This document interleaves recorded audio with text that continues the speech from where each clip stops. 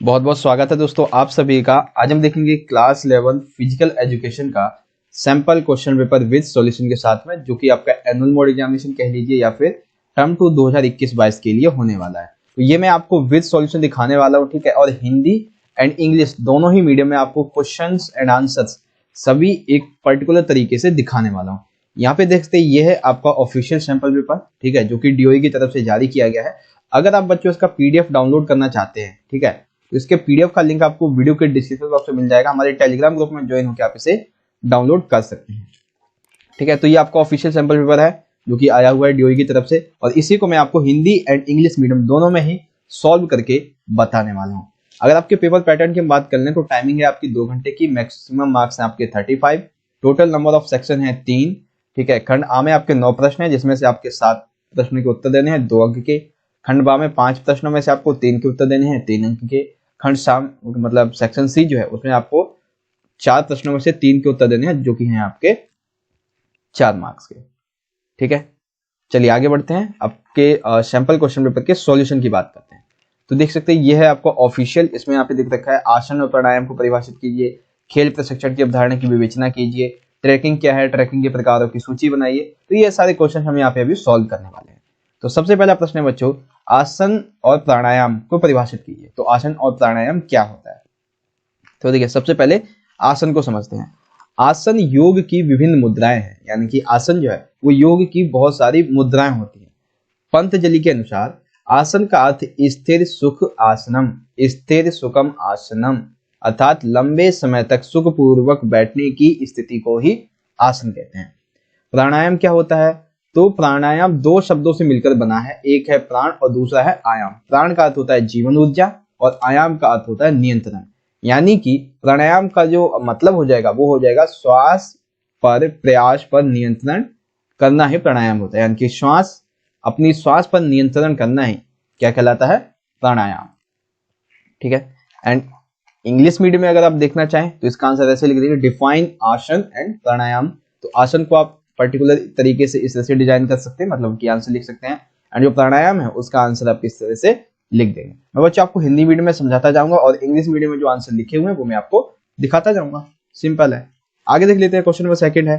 Second देखिए है तो आपका 2 मार्क्स का, लेकिन इसको मैंने क्या किया है, आपको अच्छे से समझाने के लिए 5-6 पॉइंट उठाए हैं। प्रश्न क्या है? खेल प्रशिक्षण की अवधारणा की विवेचना कीजिए। तो देखो भाई, खेल प्रशिक्षण का अर्थ क्या होता है? सबसे पहले अर्थ देखेंगे फिर अवधारणा देखेंगे। तो अर्थ होता है प्रशिक्षण जो होता है, प्रशिक्षण विधियां खेल प्रदर्शन को सुधारने के वैज्ञानिक और क्रमानुगत तथ्यों पर आधारित दीर्घ अवधि के कार्यक्रम है। यानी कि खेल प्रशिक्षण क्या है? ये बहुत सारी विधियां हैं जो वैज्ञानिक भी हो सकती हैं, तथ्य आधारित भी हो सकती है, जिससे खेल प्रदर्शन में सुधार हो सकता है, ठीक है। साधारण शब्दों में हम कह सकते हैं कि ये खेल कूद के सामान्य और विशेष क्षमता बढ़ाने की विधियां होती है। कौन? खेल प्रशिक्षण। प्रशिक्षण हमें प्रदर्शन के संबंध में जानकारी देता है, इसे सुधारने के विभिन्न ढंगों के बारे में भी हमें बताता है। खेल प्रशिक्षण शारीरिक अभ्यास के माध्यम से एक खिलाड़ी की शारीरिक, तकनीक, बौद्धिक और मनोवैज्ञानिक और नैतिक तैयारी भी हमें समझाता है। खेल प्रशिक्षण में वे सभी अधिगम, प्रभाव और प्रक्रिया शामिल होती हैं जिनका उद्देश्य खेल में कार्य निष्पादन को बढ़ाना होता है, यानी कि कार्य को अधिक मात्रा में बढ़ाना होता है। अब ये तो हो गई आपकी अवधारणा। अगर आप चाहें तो आप इसमें 2 पॉइंट और लिख सकते हैं, मैथ्यू के अनुसार और मार्टिन के अनुसार। लेकिन 2 मार्क्स में पूछा जाएगा तो आप बस ये 4 पॉइंट लिख देंगे तो भी 2 मार्क्स मिल जाएंगे। लेकिन अगर ये 3 या 4 मार्क्स में पूछा जाए तब आप ये 2 पॉइंट और लिख देंगे। जैसे कि मैथ्यू के अनुसार खेल प्रशिक्षण क्या है? खेल प्रशिक्षण किसी खिलाड़ी की तैयारी का एक मूल रूप है। मार्टिन क्या कहते हैं? यह लक्ष्यों के प्रति एक नियंत्रित और योजनाबद्ध प्रक्रिया है जिसमें मांसपेशियां प्रदर्शन और व्यवहार में परिवर्तन संतोष तरीकों और संगठनों के द्वारा किया जाता है। तो ये चीज आपको समझ में आ गई होगी कि खेल प्रशिक्षण जो है पर्टिकुलर उसकी कोई एक अवधारणा नहीं है, अलग अलग विद्वानों ने अलग अलग अवधारणाएं दी हैं, लेकिन कुछ इंपॉर्टेंट वर्ड्स हैं, जो इंपॉर्टेंट पॉइंट्स हैं वो आप ये वाले लिख सकते हैं, ठीक है। क्वेश्चन नंबर सेकंड कंप्लीट हुआ। इंग्लिश मीडियम में देख सकते हैं, discuss the concept of sports training, ठीक है। तो सबसे पहले तो मीनिंग ऑफ स्पोर्ट्स ट्रेनिंग आप बता देंगे क्या है ये, ठीक है, कि training methods are long term programme based on scientific and systematic facts to improve sport performance. And ये आपके कुछ 4-5 पॉइंट हो गए, according to Matthew, according to Martin. तो ये कुछ 4 पॉइंट आप इसमें लिख देंगे, ठीक है बच्चों। क्वेश्चन नंबर सेकंड कंप्लीट हो गया आप सभी का हिंदी एंड इंग्लिश मीडियम में। चलिए आगे देख लेते हैं क्वेश्चन नंबर थर्ड। थर्ड में पूछा गया ट्रैकिंग क्या है और इसके प्रकारों की सूची बनाइए। तो ट्रैकिंग क्या है पहले इसे समझते हैं। ट्रैकिंग जो है वो एक यात्रा के रूप में परिभाषित हम इसे कर सकते हैं, यानी ट्रैकिंग को एक यात्रा के रूप में परिभाषित किया जा सकता है जिसमें दूरस्थ स्थानों पर पैदल, यानी कि अपने एक पर्टिकुलर क्षेत्र जहां पर आप रहते हैं वहां से बहुत दूर दूर तक की पैदल यात्रा की जाती है, जो कि अधिकतर मामलों में अगम्य होते हैं, यात्री के लिए अनजान। यानी कि ट्रैकिंग का मतलब ये हो जाएगा कि आप अपने पर्टिकुलर क्षेत्र से, जहां पे आप इस एक पर्टिकुलर एरिया में रहते हैं, यहाँ से आप कहीं पे भी चले जाते हैं, जो कि आम लोग जहां पर ज्यादातर नहीं जाते हैं और पैदल जाते हैं, तो उसी को हम क्या कह देते हैं, ट्रैकिंग कह देते हैं। अब ट्रैकिंग कई प्रकार की हो सकती है, ठीक है, यहाँ पे नाम बताए गए हैं, लेकिन मैं आपको नाम के साथ में पॉइंट भी बता देता हूँ। तो ट्रैकिंग सूची आसान होती है, मध्यम भी होती है, विकट भी हो सकती है और कठिन भी होती है। आसान में अत्यधिक ऊंचे स्थानों पर चढ़ाई नहीं की जाती होगी, ठीक है, और मध्यम में क्या होता है कि आसान ट्रकों की अपेक्षा थोड़ा कठिन और चुनौतीपूर्ण होता है मध्यम में। और जो विकट होता है इसमें अत्यधिक शारीरिक प्रयासों और दृढ़ता की आवश्यकता पड़ती है। और कठिन जो होते हैं इस प्रकार की ट्रैकिंग साहसी एवं अनुभवी जो पर्वतारोही यानी कि जो पर्वतों पर चढ़ने वाले व्यक्ति होते हैं उनके द्वारा की जाती है। तो आपको क्या है कि आपको इस क्वेश्चन में बस ये नाम लिखने, आपको ये जो परिभाषा है ये नहीं लिखनी, आपको सिर्फ नाम लिखने, लेकिन मैंने आपको समझाने के लिए कि ये है क्या इसलिए आपको परिभाषा भी समझा दी है। क्वेश्चन नंबर थर्ड हो गया आपका। तो यहाँ पे देख सकते हैं थर्ड में व्हाट इज द ट्रैकिंग, ठीक है, इंग्लिश में है what is the trekking and list the types of trekking. तो सबसे पहले ट्रैकिंग क्या है ये आप समझा देंगे। Trekking can be defined as a journey which consists of traveling on foot to remote place which are most cases impassable and unknown to traveler। तो अब आप ये बता देंगे इजी ट्रैकिंग क्या होती है, मॉडरेट ट्रैकिंग क्या होती है, हार्ड वर्क और ट्रैकिंग क्या होती है, डिफिकल्ट ट्रैकिंग क्या होती है, ये सारी चीजें आप यहाँ पे समझा देंगे। ठीक है बच्चों, तो ये चीजें आपको समझ में आ गई। क्वेश्चन नंबर थर्ड कंप्लीट हो गया। चलिए क्वेश्चन नंबर फोर्थ देख लेते हैं। फोर्थ में हमसे पूछा गया है विशेष ओलंपिक भारत पर एक संक्षिप्त टिप्पणी लिखिए। देखिए है तो ये बहुत बड़ा टॉपिक, लेकिन जब 2 मार्क्स में पूछा गया तो आप इसे कैसे लिखेंगे। तो सबसे पहले तो सर्वप्रथम स्पेशल ओलंपिक इंडिया की शुरुआत सन 1987 में की गई थी, लेकिन 2001 में इसका नाम बदल के क्या रखा गया, विशेष ओलंपिक भारत। ठीक है, सबसे पहले विशेष ओलंपिक भारत का नाम क्या था, स्पेशल ओलंपिक इंडिया। उसके बाद इसका नाम 2001 में बदल के रखा गया। इसका उद्देश्य ऐसे विद्यार्थियों में नेतृत्व के सामाजिक गुणों तथा स्वास्थ्य को विकसित करना है। यानी कि इसका जो उद्देश्य है वो ऐसे विद्यार्थी जो देश से बाहर खेलने के लिए जाते हैं, ठीक है, तो उनके अंदर सामाजिक गुणों और स्वास्थ्य को विकसित करना है। यह संगठन राज्य स्तर, राष्ट्रीय स्तर पर खेलों को आयोजन करते हैं, यानी कि देश स्तर पर भी और एक पर्टिकुलर एरिया यानी कि राज्य के स्तर पर भी अच्छे खिलाड़ियों का चुनाव करके अंतर्राष्ट्रीय खेलों के लिए उन्हें प्रशिक्षण भी करती है। यह संस्था खेलों के माध्यम से खिलाड़ियों का सर्वांगीण विकास भी करती है। ठीक है, तो ये चीजें आपको समझ में आ गई कि विशेष ओलंपिक भारत पर संक्षिप्त टिप्पणी आप कैसे लिख सकते हैं। अब वहीं अगर हम बात कर लें इंग्लिश मीडियम में, तो right a short note on special Olympic Bharat. तो सबसे पहले तो आप बता देंगे इसका नाम कैसे चेंज हुआ, तो स्पेशल ओलंपिक इंडिया से कैसे चेंज हुआ। ठीक है, तो उसके बाद 2 और 3 ये 3 पॉइंट आप इसमें लिख देंगे, आपको 2 मार्क्स मिल जाएंगे। क्वेश्चन नंबर 4 कंप्लीट हो गया आप सभी का। चलिए क्वेश्चन नंबर 5 देखते हैं। 5 में हमसे पूछा गया अनुकूली शारीरिक शिक्षा के किन्हीं 4 उद्देश्यों की आपको सूची बनानी है। तो चलो भाई देखते हैं क्या क्या है। तो सबसे पहला है शारीरिक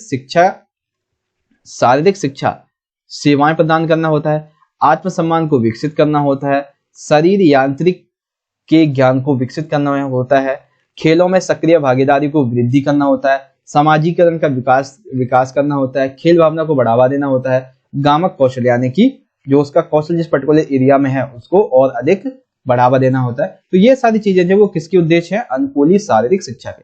अब देखिए जब शिक्षा है तो सिंपल सी बात है, शिक्षा सेवा प्रदान होगा, शिक्षा होगी तो आत्मसम्मान में वृद्धि होनी ही है। शिक्षाएं है, अगर शारीरिक शिक्षक है तो खेलों में सक्रिय भागीदारी को वृद्धि करवाएगा, ठीक है, खेल भावना को बढ़ावा देगा। तो ये तो 4 पॉइंट जो है वो पर्टिकुलर आसानी से आप लिख सकते हैं, 1-2 पॉइंट आपको और याद कर लेंगे, सिंपल सी बात हो गई। चलिए क्वेश्चन नंबर 5 देखिए। 5 में पूछा गया है list any 4 objectives of adaptive physical education. तो कौन कौन से हैं, providing service of physical education, developing self esteem, to develop knowledge of body machines, to increase active participation in sport, developing socialisation, to promote sports membership, developing singing skills.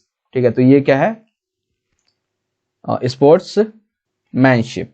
ठीक है, तो ये क्या हो जाएगा आपका यहाँ पे जो दिए गए थे ऑब्जेक्टिव, ये चीजें आपको यहाँ पे समझ में आ गई। क्वेश्चन नंबर 5 आपका कंप्लीट हो गया हिंदी और इंग्लिश मीडियम में। चलिए क्वेश्चन नंबर 6 देखते हैं।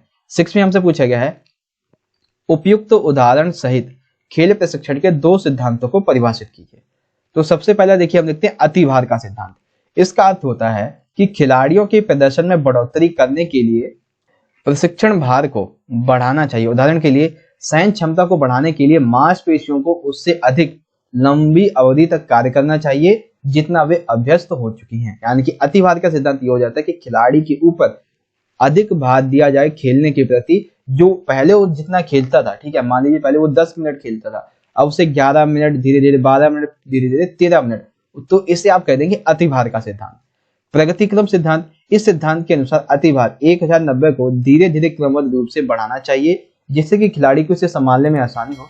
प्रगतिक्रम का सिद्धांत हमें उचित विश्राम व पुनः शक्ति प्राप्त का भी एहसास कराता है। यानी कि जो प्रगतिक्रम सिद्धांत है ये क्या कहता है कि अतिभार जो है, जिसे आप 1090 कह सकते हैं, इसको धीरे धीरे व्यक्ति के अंतर्गत और व्यक्ति के अंदर और बढ़ाना है ताकि वो इसे और अच्छे से संभाल सके। और ये जो सिद्धांत है वो हमें ये भी बताता है कि हमें कब विश्राम करना चाहिए ताकि हमारी जो शक्ति है वो वापस से आ सके खेलने के लिए। थर्ड है विविधता का सिद्धांत।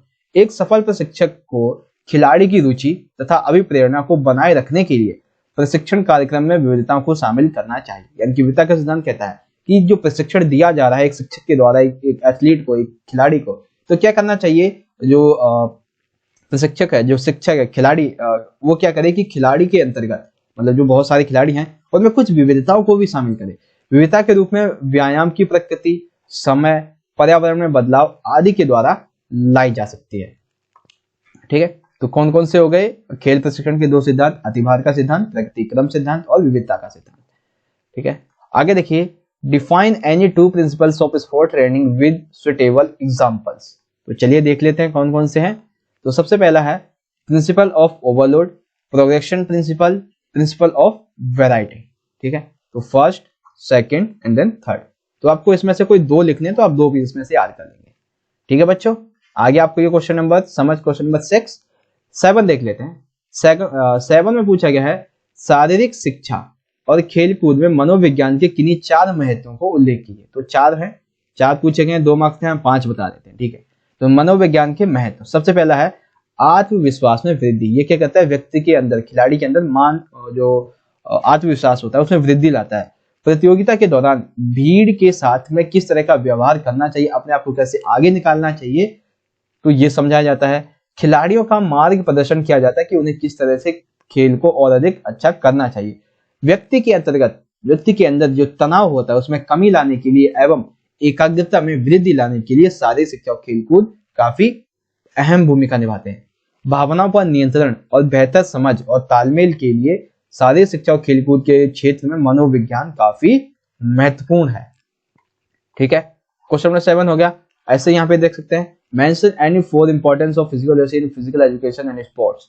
तो increase in self confidence, dealing with the crowd during competition, players guidance, stress reduction and increased concentration, emotional control and better understanding the coordination। तो ये सारे क्या हो जाएंगे, importance of physiology in physical education and sports. तो ये हो गया आपका क्वेश्चन नंबर 7 कंप्लीट। 8 देख लेते हैं बच्चों। क्वेश्चन नंबर 8 में 2 टर्म्स पूछी गई हैं। एक टर्म है सर्फिंग एंड सेकेंड टर्म है पैराग्लाइडिंग। तो सर्फिंग क्या है इसे समझते हैं। सर्फिंग एक वाटर स्पोर्ट्स है जिसमें वेब राइडर, जिसे सर्फर भी कहा जाता है, वो चलती हुई लहरों में आगे की तरफ चलता है जो आमतौर पर सर्फर को किनारे की ओर ले जाता है। अर्थात देखिए सर्फिंग क्या है, सर्फिंग जो है वो एक ऐसी प्रक्रिया है जिसमें एक तैरने वाला जो बंदा होता है, ठीक है ना, ये जो तैरने वाला यहाँ पे बंदा है, ये क्या करता है, ये चलती हुई नाव से कूद जाता है और वो क्या करता है कि अपने इसी एरिया से ये किनारे तक पहुंचता है। तो इसी को हम क्या कह देते हैं, सर्फिंग कह देते हैं। पैराग्लाइडिंग क्या होता है, पैराग्लाइडिंग एक ऐसा खेल है जिसमें पैरासूट की तरह एक विशाल छतरी होती है जो एक उपकरण यानी कि हार्नेस के द्वारा व्यक्ति के शरीर से बंधी होती है ताकि वह व्यक्ति ऊंचाई से छलांग लगाने या ऊंचाई पर ले जाते हुए हवा में उड़ सके। तो पैराग्लाइडिंग एक तरह से आप ये समझते हैं कि हवा में करने की जो प्रक्रिया है, हवा में उड़ने की प्रक्रिया को क्या कह सकते हैं हम, पैराग्लाइडिंग। ठीक है बच्चों, क्वेश्चन नंबर 8 हो गया। इंग्लिश में देख लेते हैं। तो what is surfing and paragliding, तो फर्स्ट सर्फिंग आप ये लिख देंगे एंड पैराग्लाइडिंग आप इसे ये लिख देंगे। ठीक है, क्वेश्चन नंबर 8 भी हो गया आपका। क्वेश्चन नंबर 9 देख लेते हैं। 9 में पूछा गया है अनुकूली शिक्षा को बढ़ावा देने के लिए, ठीक है, अनुकूली शिक्षा को बढ़ावा देने के लिए पैरालंपिक की भूमिका का वर्णन कीजिए। तो पैरालंपिक्स की भूमिका को देखते हैं। पैरालंपिक्स खेल दिव्यांग एथलीट के लिए बहुत खेल गतिविधि है। अर्थात देखिए पैरालंपिक खेल क्या है, पैरालंपिक खेल जो है दिव्यांग एथलीट के लिए, जो एथलीट दिव्यांग है उनके लिए बहुखेल गतिविधि है। ये खेल विशेष रूप से दिव्यांग जिनकी मांसपेशियों की क्षमता में असमानता है, गतिविधि की सीमा में कमी है, अंग दोष है, पैरों की लंबाई में अंतर है, दृष्टि दोष है और मस्तिष्क पक्षाघात है, और जैसे शरीर दिव्यांगता वाले जो खिलाड़ी हैं उनको क्या कहते हैं, प्रतिभागी बनाते हैं। कौन? ये पैरालंपिक खेल। सर्वप्रथम पैरालंपिक खेलों का आयोजन सन 1960 में रोम के इटली में हुआ था। इन खेलों का मुख्यालय 22 जनवरी में स्थापित है। पैरालंपिक्स खेलों का जनक डॉक्टर लुटविन गेटमैन है, ठीक है, गेटमैन को कहा जाता है। तो अनुकूली खेलों को बढ़ावा देने के लिए पैरालंपिक्स किस तरह की भूमिका निभाते हैं, तो जब आप ये लिखेंगे तो आप कितना पॉइंट लिख देंगे, यहां से लेके ये जो आपका है इतना पॉइंट ये लिख देंगे, और इसी में आपको 1-2 पॉइंट आप ये वाले भी जोड़ सकते हैं। ठीक है, चलिए आगे देख लेते हैं। क्वेश्चन नंबर 9 में हमारा अगला प्रश्न है यहाँ पे, describe the role of Paralympics of promoting adaptive sports. तो सबसे पहले आप ये बता देंगे और उसके बाद जो है the first Paralympic games were held in Rome Italy in 1960 and then how is it. ठीक है, तो क्वेश्चन नंबर 9 भी आपका यहाँ पे कंप्लीट हो गया। सभी प्रश्न जो अभी तक हमने देखे वो मैं आपको एक बार दोबारा से दिखा देता हूँ। उससे पहले बच्चों आप यहाँ पे एक आई बटन देख रहे होंगे, ठीक है, इस आई बटन को चेक कीजिएगा, यहाँ पे आपको बहुत सारी प्लेलिस्ट देखने को मिल जाएंगी, और वीडियो का जो डिस्क्रिप्शन बॉक्स है उसे भी चेक कीजिएगा क्योंकि वहां पे मैं आपको इंपॉर्टेंट वीडियो के लिंक्स प्रोवाइड करवा दूंगा। तो यहाँ पे देख सकते हैं ऑफिशियल सैंपल पेपर आपका ये वाला है, और यहाँ पे जो आपके क्वेश्चंस लिखे हुए हैं 9 प्रश्न वो यहाँ पे देख सकते हैं आप। ठीक है, अब हम सेक्शन बी स्टार्ट करेंगे, लेकिन उससे पहले सेक्शन जो आपका मैंने यहाँ पे करवाया है ए, ये सभी प्रश्न उत्तर आपको एक बार दोबारा से दिखा देता हूँ। तो क्वेश्चन नंबर 8 सेक्शन ए का फर्स्ट आपका ये हो जाएगा, ठीक है, क्वेश्चन नंबर सेकंड आपका ये हो जाएगा, एंड थर्ड आपका ये बार यहाँ से हो जाएगा इतना, and third English, fourth Hindi, fourth English, fifth Hindi, fifth English, sixth Hindi, sixth English, and seventh Hindi, seventh English, eighth Hindi and eighth English, ninth Hindi and ninth English. तो यहाँ पे कंप्लीट हो गया आपका सेक्शन ए। सेक्शन बी की चर्चा करते हैं। सेक्शन बी में देखिए क्या है, आपके 3 मार्क्स के कितने होंगे, 5 प्रश्न, एंड आपको कोई 3 ही प्रश्नों के उत्तर देने हैं। सबसे पहला प्रश्न 3 मार्क का, वृद्धि और विकास में अंतर स्पष्ट कीजिए। तो आपको क्या करना है, पहले वृद्धि की कुछ विशेषताएं बता दीजिए, फिर विकास की बता दीजिए, सिंपल सा। या फिर आप ऐसे भी लिख सकते हैं, जैसे कि वृद्धि परिणात्मक है तो यहाँ पे लिख देंगे तथा जो विकास है वो इस तरह का होता है, तो ये भी आप ऐसे कर सकते हैं। लेकिन अगर आप अलग अलग पॉइंट लिखते हैं तो काफी अच्छा रहेगा। ठीक है, तो सेक्शन बी को हम देखते हैं, और उससे पहले ये देखिए आपका सेक्शन बी है, यहाँ पे ये दिए गए प्रश्न। चलिए देखते हैं। सबसे पहला प्रश्न, वृद्धि और विकास में अंतर। तो वृद्धि क्या है, वृद्धि परिणात्मक होती है। वृद्धि में शरीर के अंगों जैसे कि दिमाग आदि की ऊंचाई, भार, आकार एवं रूप शामिल होता है। वृद्धि जो है वो मापने योग्य होती है एवं ये प्रत्यक्ष होती है। वृद्धि एक सीमित अवधि अर्थात एक विशेष आयु तक ही होती है। वृद्धि जो है वो व्यक्तित्व के एक पहलू के बारे में परंतु सीमित विस्तार तक बताती है। ठीक है, तो ये क्या हो जाएगा कि आपका जो ये जो है वृद्धि वाला, ये यहाँ पे जो सेशन है वो कंप्लीट हो गया। अब हम बात कर लेते हैं आपके जो दूसरा वाला पॉइंट है, कौन सा, विकास। तो विकास क्या है, देखिए विकास गुणात्मक के साथ परिणात्मक भी होता है, यानी कि गुणात्मक तो होगा ही, साथ ही में ये क्या होगा, परिणात्मक भी होगा। विकास में शारीरिक बदलावों के साथ साथ सामाजिक बदलाव भी होता है तथा भावनात्मक बदलाव भी होता है। विकास केवल पारिवारिक व्यवहार द्वारा देखा जा सकता है एवं यह अप्रत्यक्ष भी होता है। विकास जो है वो किसी अवधि तक नहीं बल्कि निरंतर होता ही रहता है, अर्थात जब तक व्यक्ति की मृत्यु नहीं हो जाती तब तक उसका विकास होता ही रहता है। विकास व्यक्ति के सभी पक्षों के साथ संबंध रखता है और इसका विस्तार भी विशाल होता है। ठीक है, तो ये हो गया आपका विकास एवं वृद्धि। एंड आपको अगर इसे इंग्लिश मीडियम में समझना है तो different between growth and development. तो सबसे पहले आप बता देंगे ग्रोथ के बारे में, देन आप बता देंगे डेवलपमेंट बारे में। ग्रोथ के बारे में ये 5 पॉइंट है एंड डेवलपमेंट के बारे में ये आपके 5 पॉइंट है। ठीक है, ये चीज आपको समझ में आ गई, आपका ग्रोथ एंड डेवलपमेंट। आगे देख लेते हैं, क्वेश्चन नंबर 11 है। 11 बहुत ही छोटा सा प्रश्न है, 3 मार्क्स का है कि एक विशेष आवश्यकता वाले बच्चों के लिए शारीरिक शिक्षा शिक्षक की भूमिका की व्याख्या कीजिए। ठीक है, तो देखते हैं क्या है कि शारीरिक शिक्षा के शिक्षक को विशेष आवश्यकता वाले बच्चों के लिए एक अधिनियम बनाया गया था 2016। इसमें यह कहा गया था कि शारीरिक क्रियाओं को कराने के लिए अपने पाठ्यक्रम में बदलाव किया जाना चाहिए। यानी कि जो विशेष आवश्यकता वाले बच्चे हैं, उनके ऐसे स्कूल जहाँ पे ये पढ़ते हैं, तो उन स्कूलों में शारीरिक क्रियाओं को करवाने के लिए जो क्रियाएं ये बच्चे भी कर सकें, तो ऐसे पाठ्यक्रम में कुछ बदलाव किया जाना चाहिए तथा उन्हें सामान्य बच्चों की भांति गतिविधि को कराया जाना चाहिए। किसी विशेष आवश्यकता के लिए विशेष उपकरणों की व्यवस्था भी इन बच्चों के लिए की जानी चाहिए। अब जैसे बाल संबंधी खेल देख लीजिए आप, विशेष आवश्यकता वाले बच्चों के लिए ऐसे खेल विशेष ढंग से तैयार किए जाते हैं जिससे कि गामक क्रियाओं में वृद्धि हो, उनकी गति, उनकी शक्ति, तालमेल संबंधी जो क्रियाएं हैं उससे क्या हो, मांसपेशियों में उनकी शक्ति में वृद्धि हो और उन्हें भी जो अन्य बच्चे हैं उनकी तरह खेलने का मौका मिले। एक शारीरिक शिक्षक बच्चे के अभिभावकों एवं चिकित्सक की मदद से विशेष बच्चों की अक्षमता के आधार पर क्रियाएं तैयार करता है एवं चिकित्सक की सलाह से उन्हें कार्यान्वित भी करता है। ठीक है, तो आप ये 3-4 पॉइंट इसमें लिख देंगे। विशेष अवस्था वाले बच्चों के लिए एक शारीरिक शिक्षा शिक्षक की जो भूमिका है वो क्या होनी चाहिए। ठीक है, इंग्लिश मीडियम में देख लेते हैं। तो एक second, what is the role of physical teacher for children with special needs. तो इसे आप किस तरह से लिखेंगे, ये है आपके कुछ पॉइंट्स, आप इसे इस तरह से लिख देंगे। ठीक है बच्चों, क्वेश्चन नंबर 12 देख लेते हैं। 12 है, पर्वतारोहण के दौरान खेल चोटों को रोकने के सुरक्षा उपायों की चर्चा कीजिए। ठीक है, तो वो कौन कौन से सुरक्षा उपाय हैं जो हमें इससे बचाएंगे। तो सबसे पहला उपाय है उपयुक्त शारीरिक दशा, अर्थात उपयुक्त शारीरिक दशा में होना। किसी भी खेल या प्रशिक्षण में भाग लेने से पहले आपको उस खेल के लिए उपयुक्त शारीरिक दशा के स्तर में आना होगा, अर्थात पर्याप्त शारीरिक पुष्टि का स्तर होना चाहिए। यानी कि आप जो खेल खेलने जा रहे हैं उसके लिए आपके अंतर्गत एक ऊर्जा होनी चाहिए। उस खेल के लिए आवश्यक क्रियाएं आपको आनी चाहिए, जैसे कि जूडो के अभ्यास से पूर्व आपको गिरने का अभ्यास सीखना चाहिए। ठीक है, सुरक्षात्मक उपकरणों का प्रयोग, किसी भी खेल को खेलने से पहले उस खेल में प्रयोग होने वाले सुरक्षात्मक उपकरणों जैसे कि हेलमेट, दस्ताने, पैड्स, दौड़ने वाले जूतों का ही प्रयोग करना चाहिए। ठीक है, थर्ड है, खेलने से पूर्व शरीर को गरमाना, अर्थात गरमाने से व्यक्ति का शरीर तथा दिमाग व हृदय मानसिक रूप से तैयार हो जाते हैं, जिससे चोटों का खतरा क्या हो जाता है, कम हो जाता है। फोर्थ है, प्रचुर मात्रा में नींद लेना। नींद आपके शरीर को प्रशिक्षण के दौरान और होने वाली थकान व पुनः शक्ति प्राप्त करने में सहायक होती है।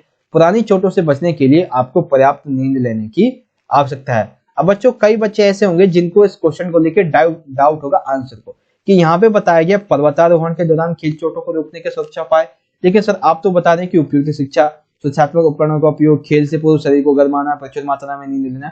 तो देखो भाई, आपकी जो किताब है, आपके जो सपोर्ट मटेरियल, इन दोनों ही चीजों में पर्वतारोहण खेल के दौरान चोटों को रोकने की सुरक्षा के उपाय में यही पॉइंट्स दिए गए हैं। ठीक है, इसीलिए मैं आपको ये बता रहा हूं। ठीक है, चलिए आगे देख लेते हैं इसी का। अगर आप इंग्लिश में आंसर लिखते हैं तो लिखेंगे discuss safety measure to prevent sport injuries during mountaineering. तो सबसे पहले, to be suitable physical condition, use protective equipments, warming up the body before playing, get plenty of sleep। ठीक है, तो क्वेश्चन 12 का आंसर आप इस तरह से लिख दें। चलिए आगे बढ़ते हैं, क्वेश्चन नंबर 13 को देखते हैं। 13 में पूछा गया है, नौकासन के 2 लाभों के साथ चरणों की सूची बनाइए।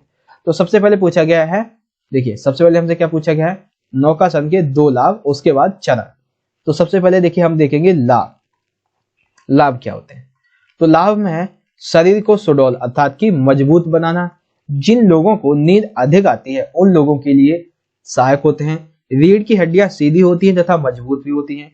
शारीरिक अंगों में संतुलन बनाए रखने के लिए काफी अच्छा होता है। ध्यान व आत्मबल को बढ़ाने वाला होता है ये। पाचन क्रिया का अच्छा होना तथा हानियां रोग में ये लाभ होता है। ठीक है, तो नौकासन के ये कुछ 4-5 लाभ हैं, तो इसे आप पढ़ लेंगे। ठीक है, हालांकि आपको 2-3 लिखने हैं और जो आपकी विधि है उसे आपको अच्छे से समझाना है। तो विधि देखिए, यह है हमारी विधि। सबसे पहले श्वासन की मुद्रा में लेट जाइए।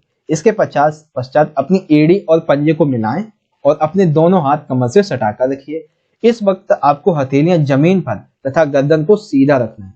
अब आप अपने दोनों पैरों, गर्दन और हाथों को धीरे धीरे एक साथ ऊपर की ओर उठाएं। आखिर में अपने पूरे शरीर का वजन नितंब के ऊपर कर दे। इस मुद्रा को आपको 30 से 40 सेकंड के रूप में प्रयास करना है। अब धीरे धीरे वापस उसी अवस्था में आकर श्वसन की अवस्था में लेट जाइए। इस आसन का अभ्यास आप 4 से 5 बार कीजिए।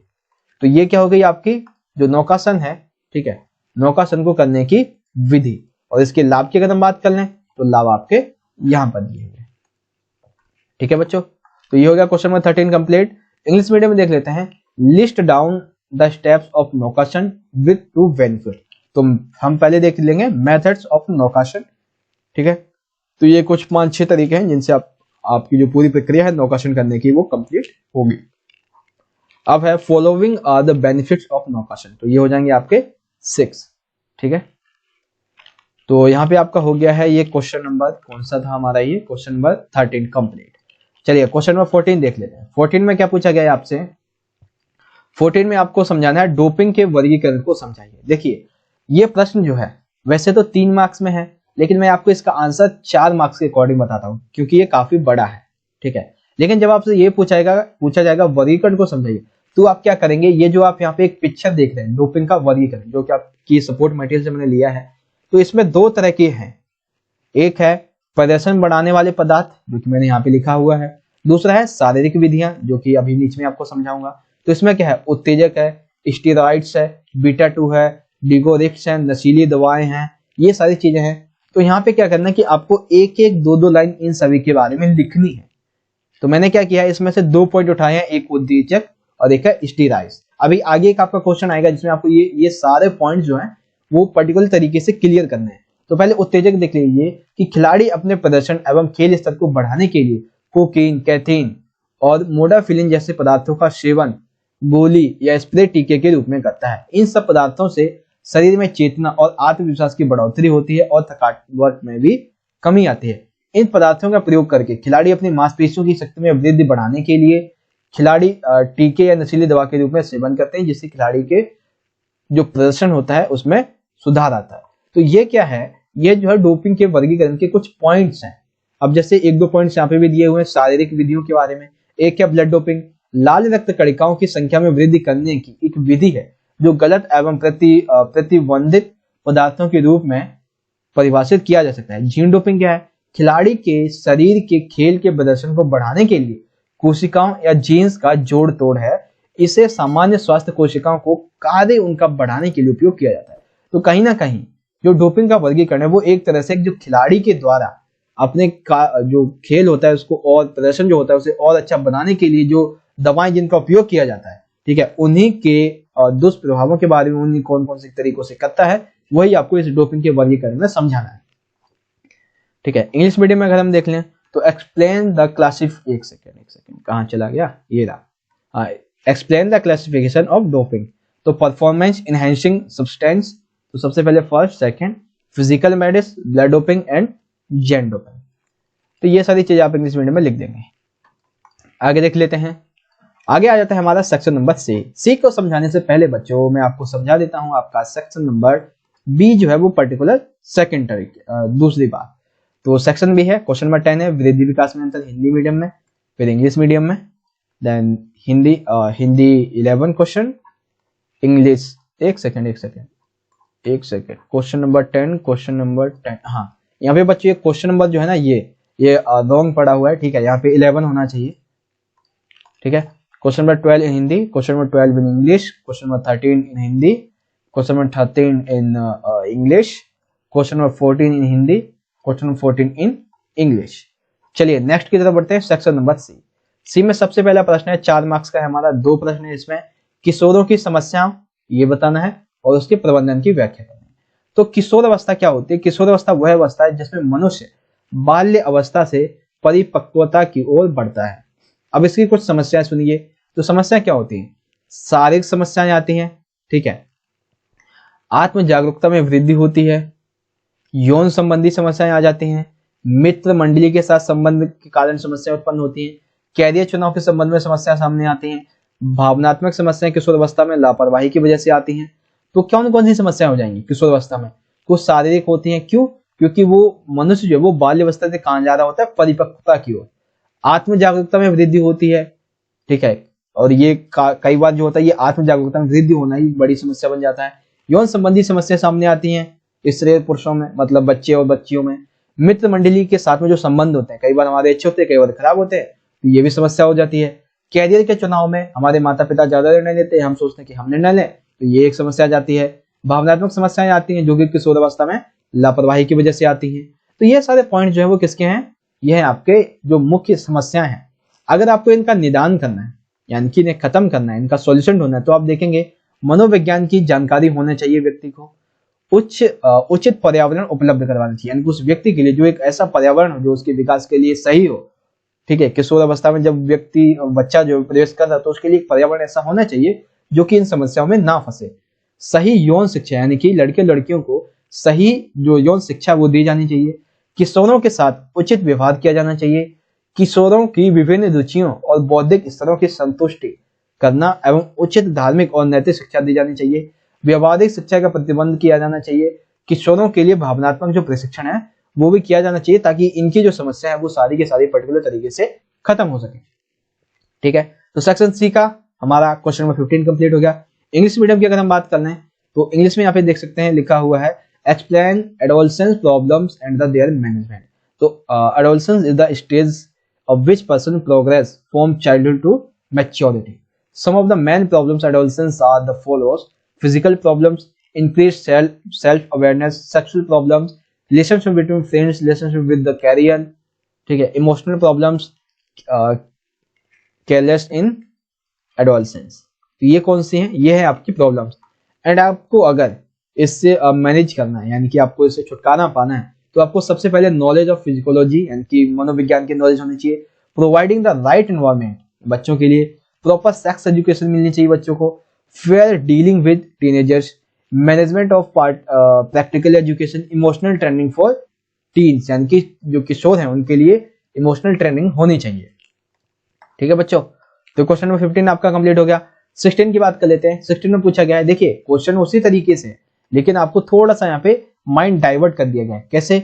आपके स्कूल में, ठीक है ना, एक सेकेंड, पेन भाई आजा। हाँ, आपके स्कूल में एक स्पोर्ट्स टूर्नामेंट का आयोजन करना है।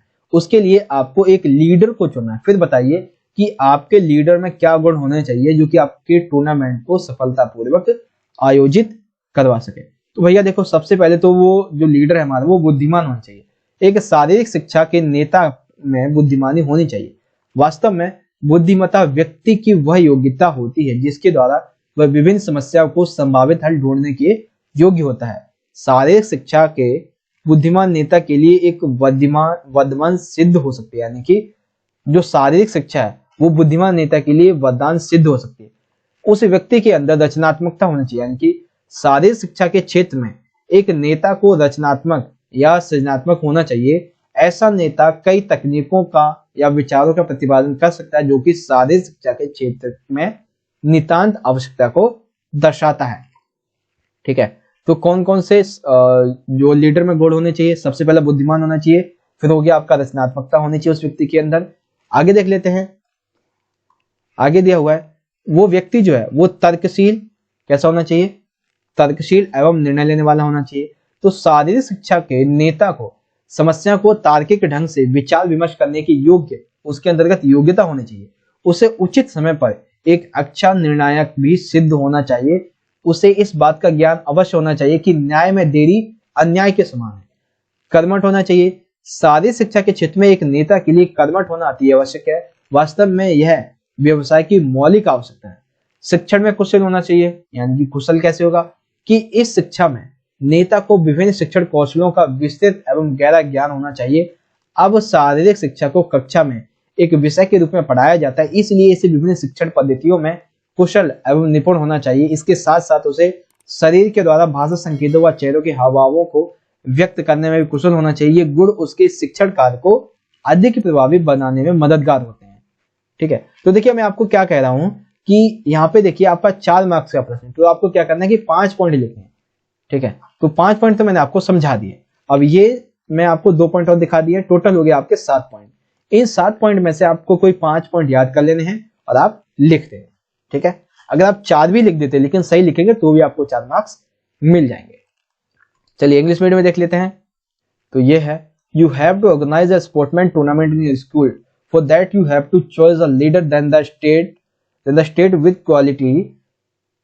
What quality should be in your leader that you will be able to organize a tournament successfully? तो सबसे पहले intelligent, creative, reasonable and decision maker, hard working, ठीक है। तो ये क्या होनी चाहिए, उस व्यक्ति के अंदर क्वालिटी होनी चाहिए। और भी है यहाँ पे, skilled in teaching, systematic nature होना चाहिए।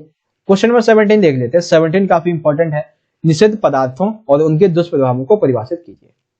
यानी कि खेल में प्रदर्शन को सुधारने के लिए जो निषिद्ध पदार्थ होते हैं वो समझाने और उसके दुष्प्रभाव। तो देखिए 4 मार्क्स का प्रश्न है, तो आप क्या करेंगे, 5 को याद कर लेंगे, ठीक है। सबसे पहला है उत्तेजक। उत्तेजक खिलाड़ियों के स्वास्थ्य को प्रभावित करता है, जैसे कि भूख में कमी आ जाती है, उसमें सिर दर्द होता है, तनाव आता है, रक्तदाब बढ़ता है, तापमान में उसकी वृद्धि होती है।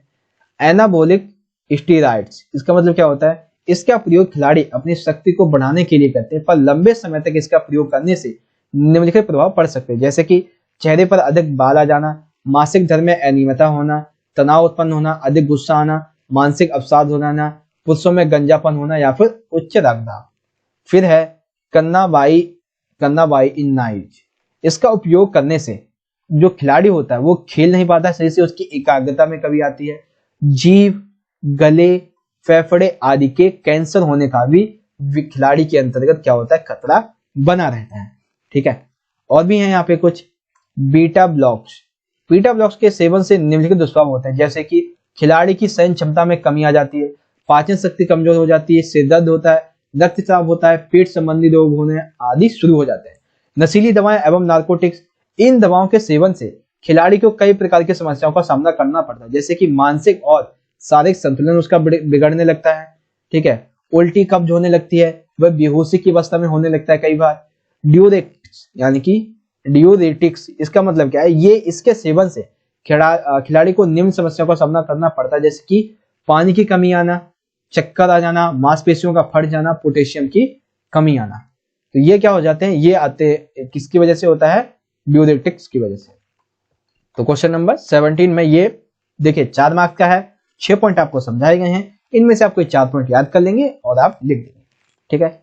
इंग्लिश मीडियम में देख लेते हैं। तो क्या लिखा है कि define prohibited substance for the substance and their side effect. तो सबसे पहले first, second, third, fourth and fifth, and एक आपका पॉइंट जो है वो नीचे भी होगा, सिक्स्थ वाला। ये आप सारे लिख देंगे इंग्लिश मीडियम में। हिंदी मीडियम में अगला क्वेश्चन है और सबसे आखिरी प्रश्न है 4 मार्क्स का, योग के तथ्यों की सूची बनाइए और योग के जो 2 तथ्य हैं उनकी व्याख्या कीजिए, ठीक है। तो सूची बनाएंगे और व्याख्या करेंगे। योग के तथ्यों का वर्णन अष्टांग योग के रूप में किया जाता है, अर्थात योग के जो तत्व हैं उनका वर्णन हम अष्टांग योग के रूप में करते हैं, क्योंकि ये 8 होते हैं। अष्ट का अर्थ होता है 8, अंग का होता है 8, तो अवयव या शाखा, इस प्रकार अष्टांग योग का अर्थ होता है 8 अंगों का योग। तो योग के तत्वों की सूची, सबसे पहला है यम, दूसरा है नियम, तीसरा है आसन, चौथा है प्राणायाम, फोर्थ है प्रत्याहार, फिफ्थ है धारणा, सिक्स्थ है ध्यान, सेवंथ है ध्यान एंड फिर है समाधि, ठीक है। तो कौन कौन से तत्व हैं, यम, नियम, आसन, प्राणायाम, प्रत्याहार, धारणा, ध्यान और समाधि। तो ये क्या है, योग के 8 तत्व। अब इसी में से किन्हीं 2 तत्वों की आपको व्याख्या करनी, तो 2 तत्वों की बजाय मैं आपको यहाँ पे 4 तत्वों की व्याख्या करके बताता हूँ। सबसे पहले यम, यह 5 सिद्धांत है जो एक ऐसी आचार संहिता की रूपरेखा प्रस्तुत करते हैं जिसका दुनिया में रहते हुए किसी व्यक्ति के द्वारा पालन किया जाना जरूरी है, जैसे कि अहिंसा, सत्य, अस्तेय, ब्रह्मचार्य और अपरिग्रह। नियम आत्मा को सुधारने की एक नियमावली है, जैसे कि शौच, संतोष, तप, स्वास्थ्याध्याय, ईश्वर, प्राणी, ध्यान। आसन क्या है, आसन योग की विभिन्न मुद्राएं हैं। प्राणायाम विभिन्न श्वसन तरीकों का अभ्यास है, जैसे कि पूरक श्वास अंदर लेना, कुंभक श्वास को अंदर रोकना, रोचक श्वास को छोड़ना। तो ये सारे क्या हैं, ये हैं योग के तत्वों के वर्गीकरण। तो आपने देखा कि योग के 8 तत्व ये हमने जो थे वो हमने ये दर्शा दिए, और इसे ये जो है 8 योगी ने कहते क्यों हैं, तो पर्टिकुलर उसके ऊपर भी एक लाइन हमने लिख दी। अब फिर हमने क्या देखा कि हमने जिस तरह से ये यहाँ पे हमने इसे समझाया तो वो भी हमने देख लिया कैसे लिखा हुआ है। अब इंग्लिश में अगर आप लिखना चाहें तो इंग्लिश में लिखेंगे कि list down the elements of yoga and explain any 2 elements of yoga, yama, niyama, asana, प्राणायाम, प्रत्याधारणा, ध्यान एंड समाधि। ये क्या है, ये आपके हो जाएंगे जो नाम है। उसके बाद क्या क्या लिखेंगे, यामास, रूल्स, आसन्स एंड प्राणायाम। तो यहाँ पे आपका क्वेश्चन नंबर 18 जो है वो भी कंप्लीट होता है। तो इस तरह से बच्चों आज की हमारी ये जो पर्टिकुलर वीडियो है वो यहाँ पे हम खत्म करते हैं। बच्चों अगर आपको वीडियो अच्छी लगी तो अपने दोस्तों के साथ जरूर शेयर कीजिएगा। गाइस अगर आपने हमारे चैनल को अभी तक सब्सक्राइब नहीं किया है तो इस रेड बटन पे क्लिक करके सब्सक्राइब कर लीजिएगा और इस ऑल बेल के नोटिफिकेशन को ऑल पे सेट कर दीजिएगा ताकि आने वाले सभी वीडियोस के नोटिफिकेशन आपको यहाँ पे मिल जाएंगे। और बच्चों पे चैनल पे जाने के बाद आपको यहाँ पे बहुत सारी वीडियोस देखने को मिल जाएंगी जो कि आपके एग्जाम के लिए काफी इंपॉर्टेंट है। ठीक है, जैसे कि आप चैनल का जो ये प्लेलिस्ट सेक्शन होता है ना, ये वाला जब इसको आप देखेंगे तो यहाँ पे क्या है कि आपको बहुत सारे प्लेलिस्ट के लिंक मिल जाएंगे। ठीक है, जैसे कि 11 का सैंपल पेपर हो गया और एक सेकेंड में आपको नीचे दिखाता हूँ, ये है। ठीक है, प्लेलिस्ट का टाइटल है all subject chapter wise explanation complete syllabus, political, history, Hindi and geography. Important question political, history, geography, Hindi. ठीक है, एंड ऑल सब्जेक्ट। अब क्या करना है आपको, इस प्लेलिस्ट पे किसी पे भी आप क्लिक करके ये सभी वीडियोस जो है वो देख सकते हैं। और उसके बाद जो हमारे ये जो जितने भी सैंपल पेपर्स है वो मैं आपको एक ही प्लेलिस्ट में यहाँ पे दिखा देता हूँ। ये प्लेलिस्ट आप वीडियो के डिस्क्रिप्शन बॉक्स में इसका लिंक मिल जाएगा, नहीं तो आई बटन में आप ये लिंक देख सकते हैं, वहां से आप इन सभी क्वेश्चन पेपर्स को इजीली देख पाएंगे। ठीक है, तो यहाँ पे वीडियो खत्म करते हैं। वीडियो अच्छी लगी तो लाइक शेयर जरूर कीजिएगा। मिलेंगे नेक्स्ट वीडियो में, तब तक के लिए बच्चों आप पढ़ते रहिए और अपना ख्याल रखिए। धन्यवाद। जय हिंद, वंदे मातरम।